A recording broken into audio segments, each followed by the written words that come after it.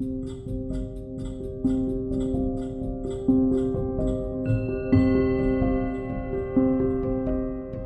internal combustion engine has been with us for well over a century now. It has done everything from agricultural work to moving us through our everyday lives, and has even given us a little bit of fun every now and again. Over that century, the principal concept has largely remained the same.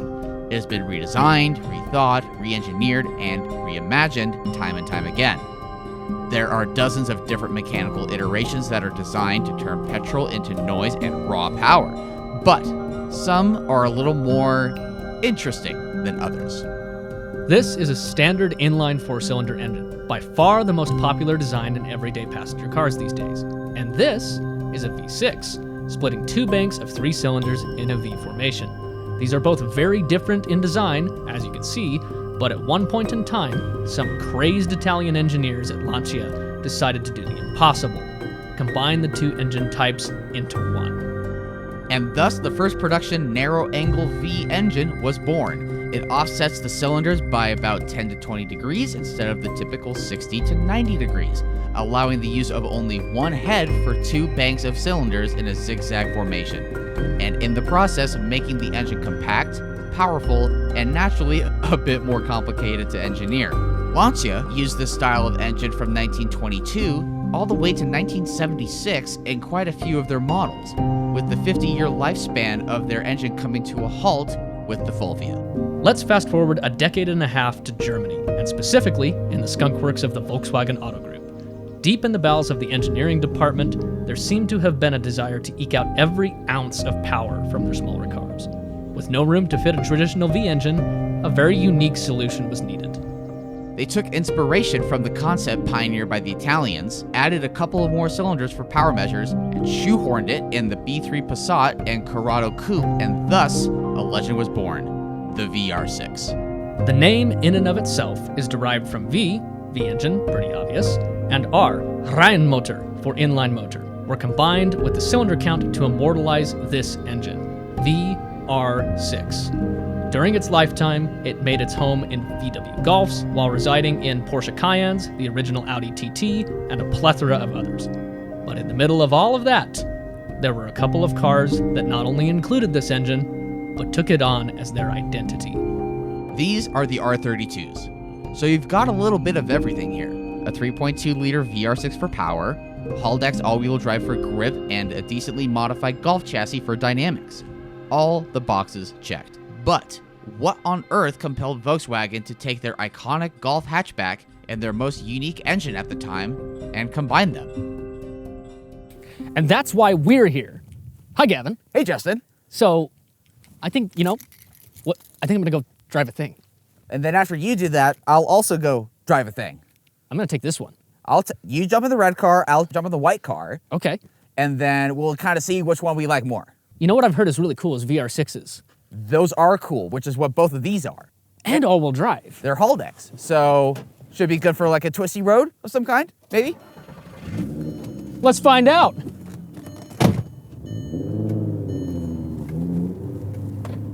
Bye, Justin.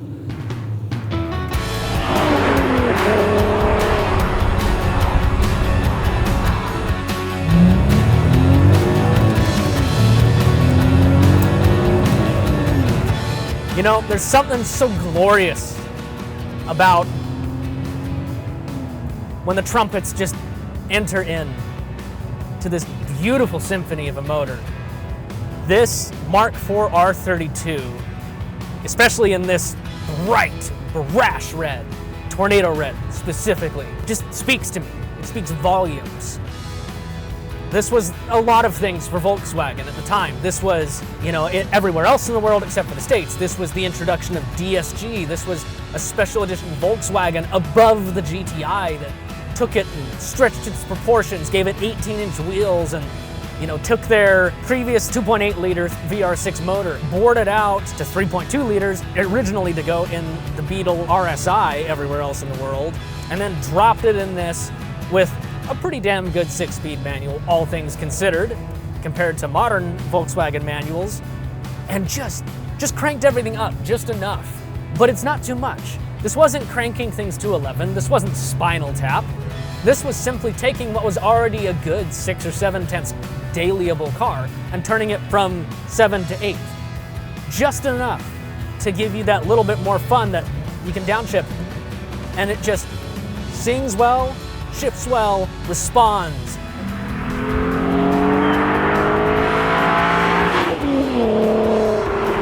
So let's back up a moment. So right here we have 237 horsepower and 236 pound-feet of torque, pretty much all of which is linear as hell and dynamically available at almost any point. When torque hits at above 2,000 RPM, it doesn't matter really where you are. You could be in the wrong gear, objectively speaking, and still get a pole. On top of that, you've got like all these other special touches they did for this. I mentioned the flared arches already. I mentioned the 18-inch wheels, but like, look at these seats. Look at these Koenigs. Dear God, this is almost race level. Not quite. It's definitely still a situation where they need to make it so you can move them forward since it's a two-door car and, you know, maneuver about and shit. But like, we're not far off to like legit race bolstering here. If you threw a 6-point harness on this, anybody that hasn't been in an actual race car would almost know no difference, really. There is a compromise here. They're not the best for practicality purposes, especially in the rear. This actually has a little more usable room in the trunk, but the rear seats in this are not that great. In fact, they're really not that much better than like the 992 Carrera that we did in one of our previous films, where yes, you have more height than that, but like legroom, you really don't have that much more legroom than a Porsche, where you're right in front of the engine. It's kind of silly, but between the extra trunk room in this Mark IV design and these massive, deep Koenig seats, it really eats up for the usability of the rear.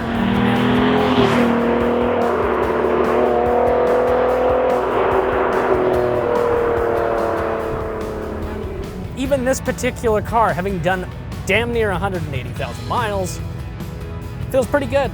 Things are definitely a little worn down. This particular one did have an engine rebuild just about 7,000 miles ago, which is a common VR6 thing, around 150 to 170,000 miles to have to do chains. However, they can last longer than that, and they are really solid, reliable motors that are cast iron blocks that can be reused and built and boosted. There's a massive crowd, a little niche of the Volkswagen community that loves these things. And even the suspension, okay, yeah, it's, like I mentioned, it's older.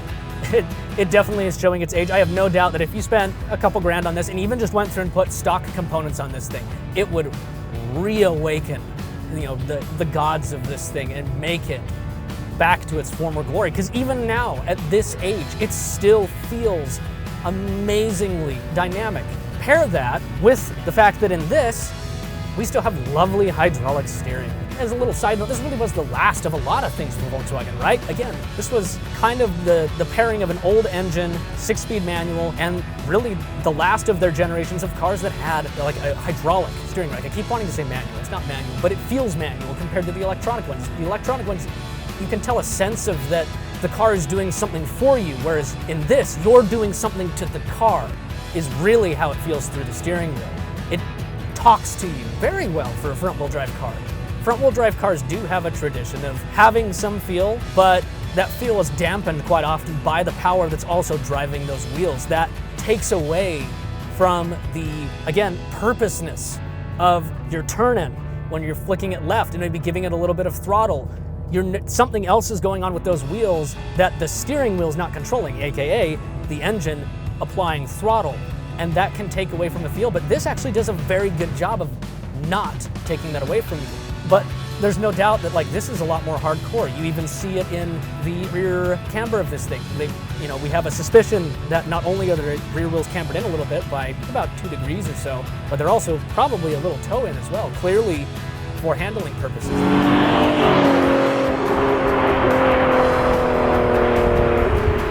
Here's the thing, compared to its younger brother, this car has almost always maintained, except for when the Mark V came out, a higher resale value. And I can see why. The Mark V definitely brought the brand forward. This car seems to me to be a celebration of everything that was. Even just at like half throttle, You sit there and you take this brilliantly mated engine and transmission, give it just enough beans. You have this symphony of parts coming together in this mechanical concoction, playing these notes, singing you forward as you're like going into the pages of history with your driving. Like, it almost makes you feel like amazing. No, it's not some car that's like a Miata where it's gonna really teach you how to drive, beautifully. It responds so well. But this one almost says, okay, cool, you're doing something fun. I'm gonna tell you that I'm also having a ton of fun by making that noise. And that sells cars.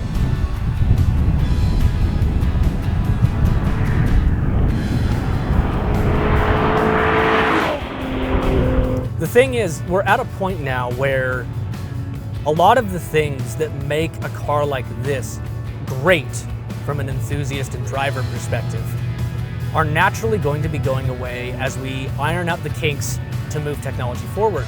But the glory here was, in this era, we were still at a point where the old technology had been perfected and we were looking for something new. And this car, and this era of car specifically, was the last of that generation. And that's the thing, it makes it timeless. So the thing is, while the phrase timeless does technically mean, obviously, that a item or person or idea can't be pinpointed to a specific date, it can also be construed as a feeling or an emotion. Although you can look at this and clearly see it is a early 2000s Mark IV golf-based Volkswagen product. Clearly, there's no doubt about that. It's not hiding that in any way, shape, or form. But the feeling of it hasn't aged badly. When something is at its zenith, at the peak of its basic capabilities, without going too far and kind of spoiling the recipe, you have this magical elixir that will just continue to deliver the same experience time and time again.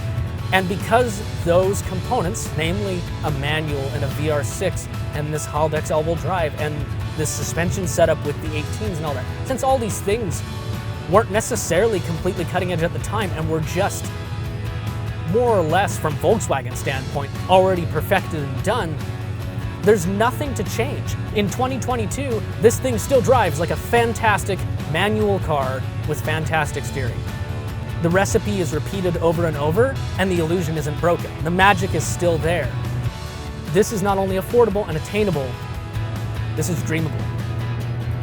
Everything about this is a dream. And if you don't mind, I'm gonna return to the dream. So let's check off some boxes. Great noise, lovely seats, flared haunches, easily dailyable, and the last of the old school mechanical dynamics to boot. It's not hard to understand why this car is beloved both inside and out of the Volkswagen community. The Mark IV is a seriously enjoyable piece of kit, the type that rewards you as a driver when you want it to, and takes care of you when you don't. Oh look, Justin's back.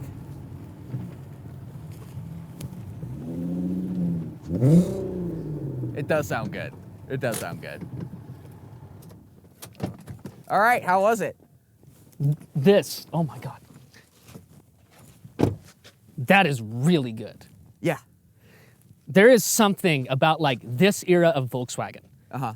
just before they went with all the new technology and everything, that like is just mechanically special. It's the last of the older era for Volkswagen, because when this car came out, or this generation of car came out, Yeah. Volkswagen, Porsche, Audi, Bentley, Lamborghini, they all kind of turned a new leaf in the mid-2000s. Yeah. So like this is like the last of the mechanical steering, the last of... Well, it's hydraulic steering. Yeah, the last of, sorry, not mechanical. This is obviously It's a mechanical more mechanical feel. We can use it as an adjective here, yeah. but it's hydraulic, whereas this went to e-Pass. Mm-hmm. And then on top of that, this, we both have the same engine, which is great, but this paired with that manual, Yeah. and in my opinion, one of the last great feeling manuals, which is because they started dumping so much Great money. feeling Volkswagen motors. Or sorry, Volkswagen gearboxes. Yep, because they started dumping so much into like really going mainstream with DSG and Sure. everything like that. A lot changed. But like, what's interesting though, which we'll get into in just a second, is the fact that this car debuted DSG, But not for us, though. We never got any of that. We're not special here in America. We don't get preferential treatment. Right. So this debuted DSG, but we only got manual with this. But with this, We only got DSG with this, but abroad, you could also get this in a stick. so now the real question is, how does that change it? I don't know. Let's go for a little bit of a drive, shall we? Okay, And then I'll tell you how it is. I'm curious. I think it'll also be really good.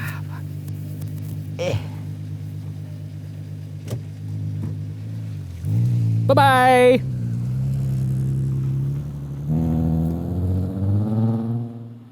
God, that sounds good.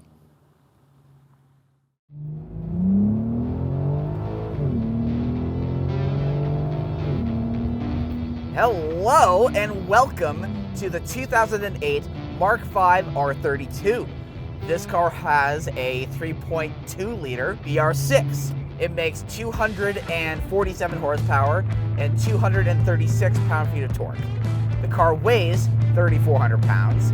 You kind of feel it in the corners here a little bit, but the main difference here that at least I want to talk about is the separation of this and the Mk4 being one has a dual clutch gearbox, this car, and the Mk4 having a manual 6-speed.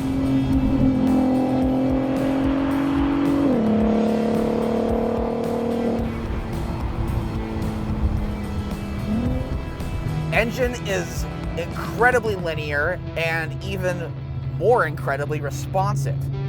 It's interesting with the pairing of this engine and this gearbox because if you are really anywhere north of like 2,500, 3,000 RPM, and if you're just like accelerating in gear, you have to kind of watch it actually, just because of how touchy the throttle is. It's all about the noise with this thing. Truly, that's kind of why you buy one of these.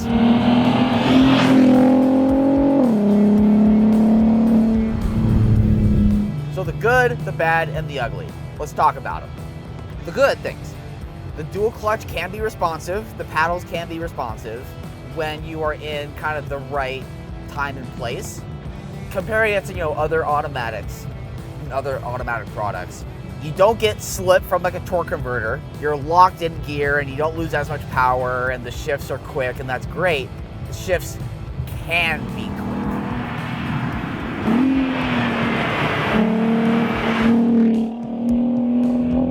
Honestly, the middle section is my favorite to play in, like, sonically with this car. To me, the middle section sounds best. Like, yeah, sure, when it gets higher up. I don't necessarily believe that just because the engine revs higher means that it sounds better automatically. There are cars that do fall under that category, like, 911 GT3s and the 4.2 Audi V8s. I feel like a real sweet spot for this engine is like between 3 and, say, 5,000 RPM. Okay, so dynamics. What's this car like to drive? Chuck it through corners and just have a good time on like your favorite back road. It's good. It's really like a GTI. I really hate to tell you this, but the way to see this is not so much like a Golf R predecessor, but more of a Mk5 GTI with a VR6. Kind of like back with the Mk4 GTI that had an option for a VR6. See? It drives like a GTI. You lift it just right at the middle of the corner, and the back end just comes around just gracefully. It doesn't snap, but it also doesn't like super understeer. It's like this weird middle ground between all-wheel drive and front-wheel drive, and I'm trying to like figure it out. Steering of this is actually rather interesting because it was the first to receive electric power steering, and it's actually not that bad considering its E-Pass and knowing how bad electric power steering got with like Mark 7s, Mark 6s weren't great either. It's actually still direct and somewhat communicative and not super weightless.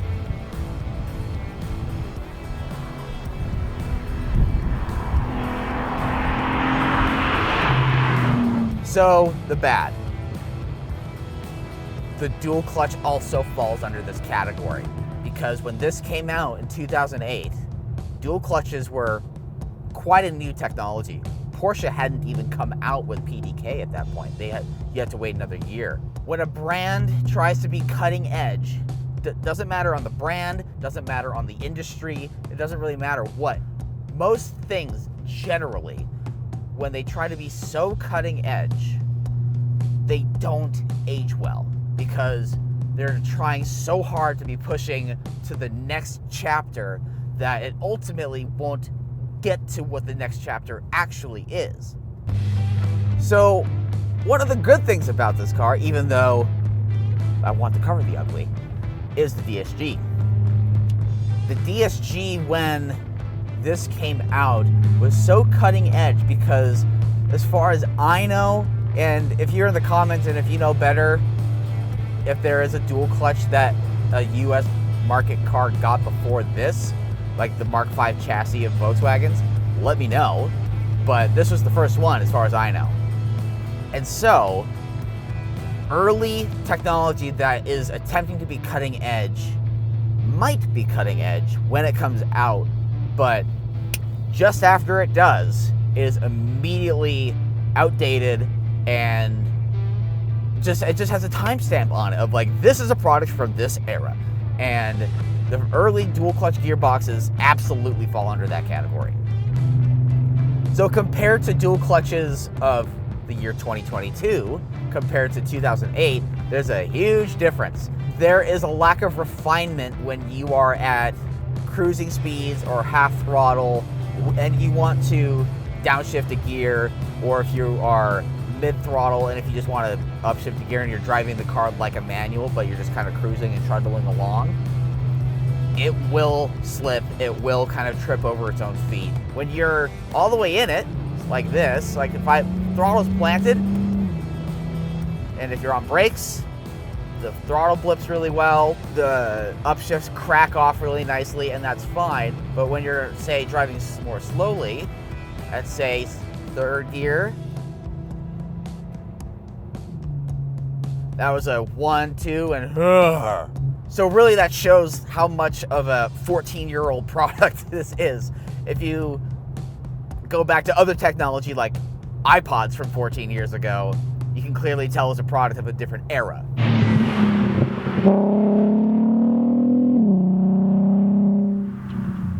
Whereas like dual clutches of the year 2022, everything super snappy.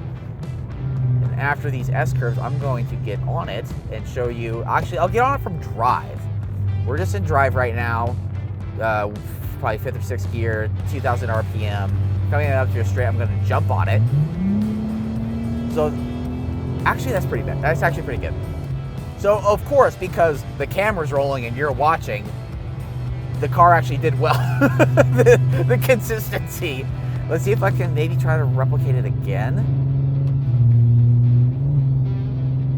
Oh, it didn't want to downshift there for some reason. It's not as jumpy and snappy like modern Porsche gearboxes or like the new Corvette C8 with the Tremec dual clutch. The real complaint, the real bone to pick that I have with this car is the disjointedness of the engine and the dual clutch gearbox. It's like having two different conversations at the same time with two different people, where we're talking about gas prices and politics to Sarah over here, and then to Paul, we're talking about what our favorite records from the 1970s are. There are two super different topics and ideas, and let me kind of explain that. The engine, the VR6 engine, especially by the time the Mark 5 came out, was rather old, and they were just starting, with some models at least, to phase it out. Some other cars, they kept on continuing it, like in the Cayenne and the Touareg and Tiguan, and they actually even had it in the Passat GT that came out like a couple of years ago. With that, though, the way that delivers power and the intended use of a naturally aspirated 6-cylinder in a car like this is more for an emotional experience and the sound and the linear power build. It's not for sheer out-and-out power, something like a forced induction engine would use. The combination of an engine that is as old school as a VR6 and funky and just kind of weird, mixed with the cutting-edge, objectively faster dual-clutch gearbox, to me, doesn't really make a lot of sense for a fun enthusiast car.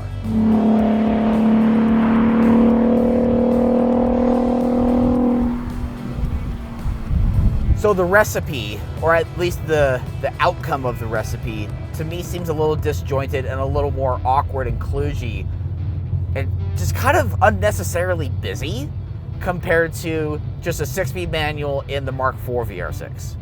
Whereas with the cars that, superseded this, it just got super vague and just uninteresting. But when you drive this back to back with the Mk4, you go, oh yeah, no, the Mk4 is just a more cohesive package with the steering and with the manual gearbox and with the weight of the shifter, with the brakes and the steering, the actual inputs of that. It all makes sense there. It's all a really cohesive recipe, whereas this just seems kind of disjointed, and some things are light and fluid and some other things are more weighted. It's just a really weird package to me. It's still a cool car. I'm into it. I like it. I just want to get back in that Mk4.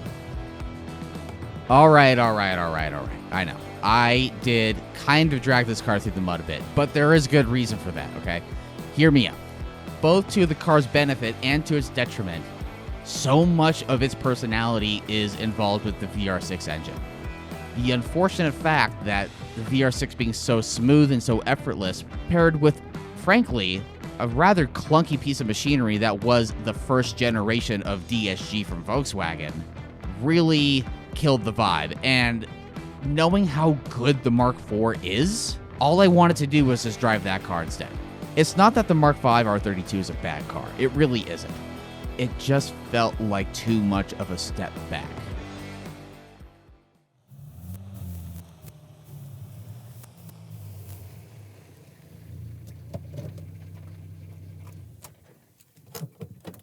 So, Okay, so full disclosure, both Justin and I, like we normally do in our videos, here I'll get in my spot, both Justin and I in our videos, we tend to toss the cars around back and forth between each other when we both get drive time. So, yeah. Whereas in the reviews, yes, I drove this car and Justin drove that car. We both got to experience and drive both cars, right? Yep. So, in my observation, these cars are like having a kind of conversation, like when you interact with them.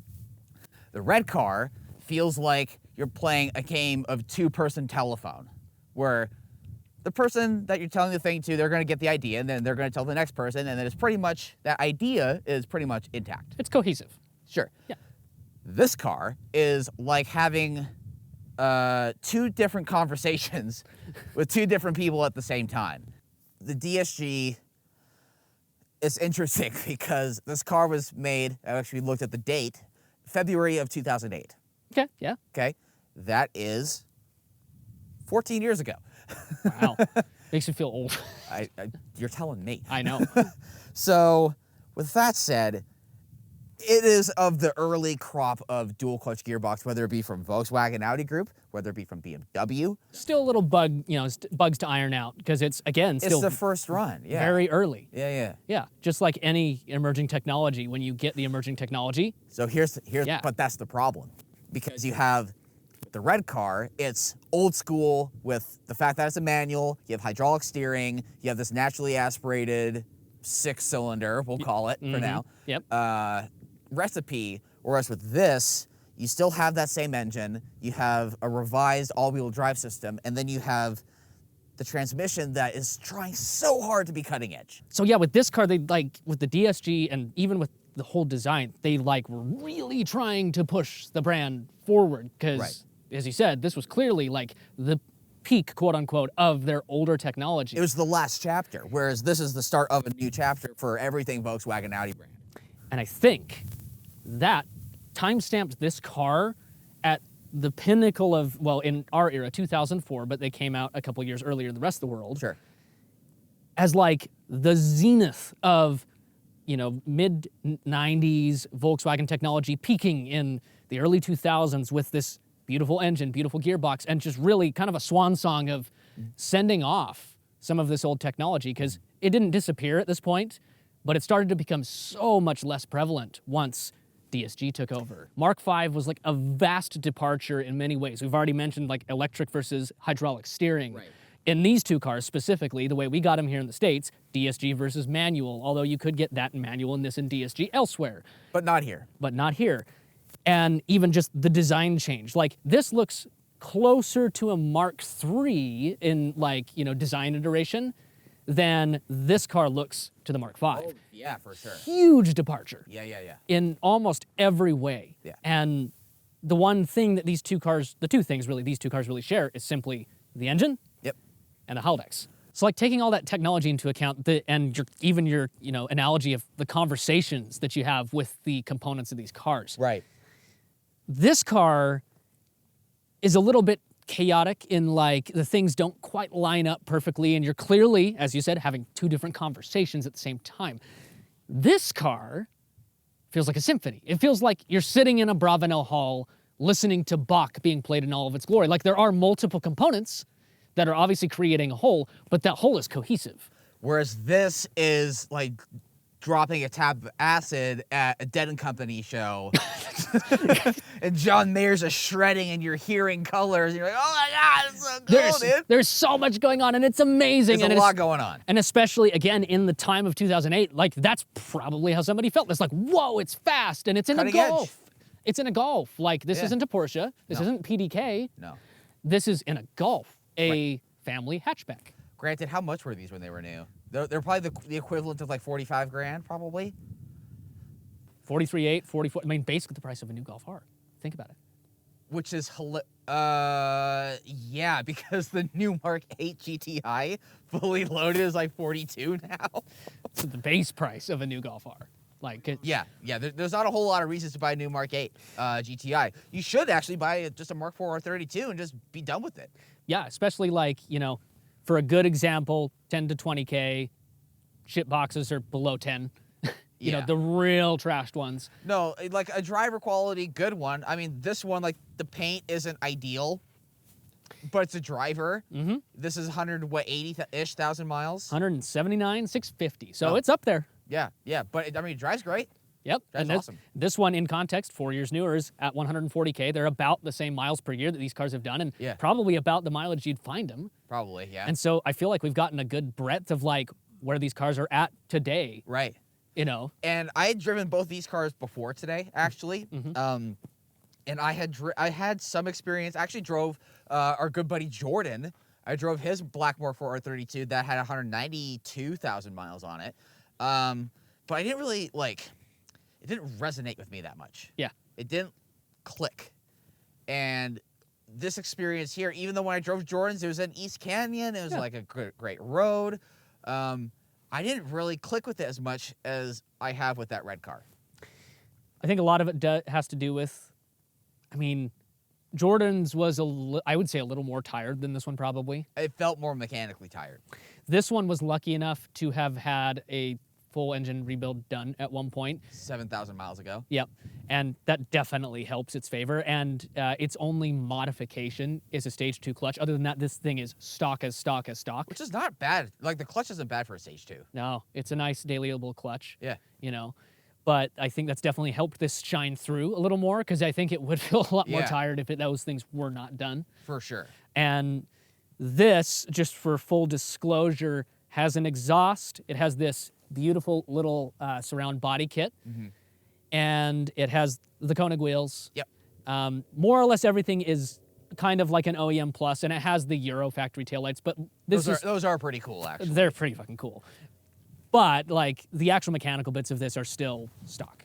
Like, it's still going to perform basically the same way it would. It just has a tiny bit of turn up to it, and so we've gotten great context. It's not like we didn't phone up Volkswagen like a museum or anything and pull out a car from the vault. This is how probably most of these cars are right now. Probably a little better, to be honest. Yeah. And that kind of brings me to one of like my final points of comparing these two cars. Uh-huh. This car, when it came out, was adjusted for inflation about $43,000. Yes, in today's money. And at that time, that was a lot of money, and especially for a Golf. Yeah, that's the thing. That's the thing. However, this feels really special, not just with the mechanical bits, but like the Koenig seats, the slight flare on the arches compared to the regular Golf, the big 18s on a Golf in 2004. Yeah. That is huge on a Golf of that era. Dog status. Yeah, and just all the little details of the R logos and things that they changed, the special R pedals, they added a lot of little touches to this that make it dramatically stand out from its regular GTI counterpart. Yeah. With this, This is still a Golf body. Yeah, this doesn't have flares compared to a normal Golf. Yeah. Basically has GTI seats with an R logo, does have the special pedals and a special steering wheel, which these were ironically numbered cars, 1 of 5,000 in the States versus these were not. Right. But you can tell that they took what they already had with the new Mark V design and just said, well, we want to spend money on the DSG. We want to spend other money. So there's not nearly as much, sadly, that makes this stand out. Right. Compared to its Mark V GTI counterpart. It doesn't feel quite as special, even taking the mechanical stuff out of the equation. Right. Just the actual experience of being in and around the car. Which is a travesty, which is why I do like what this owner has done with this little body kit. I wish that that's how this would have came from factory. It looks fantastic. Because it makes it different than the standard GTI. It clearly looks special. It looks the way I wish it would have. Yeah. Really, really do. Because with this, it's just, you can tell there's something up. I mean, and even from factory, this has a little more like camber in the rear than this does when they were just set up from the factory, because clearly they were wanting this to just be the handling Golf. These cars, specifically this one, but also the Mark V, were the end of their time. They were the end of like this engine being in the performance cars. Well, it's interesting because this is, to me, the band that they keep up. This is actually more like U2, actually, if you really think about it, because they could have just stopped and played just their greatest hits, but they tried making new stuff, and it wasn't really like their old stuff. Yeah. Like their best work is behind them. Yeah.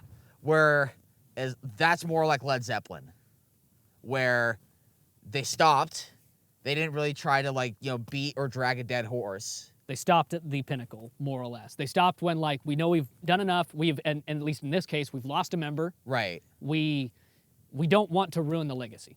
You don't want to ruin the legacy. I mean, but it's not like these are two different cars from two different brands. It's just a continuation. I understand that. Yeah. But this feels like it is kind of just dragging the dead horse a little bit. Yep. It was clearly I think they wanted to send off the engine with the new technology, as weird as that sounds. Right. And I think that it worked. It was better done with the B8.5 RS5. It was. Very much so. Very much so. Well, I think I know what I'm going to do. Want to go for a drive? Let's go for a drive. Let's go for a drive. We'll see you guys later. Like and subscribe. Don't want to press my phone.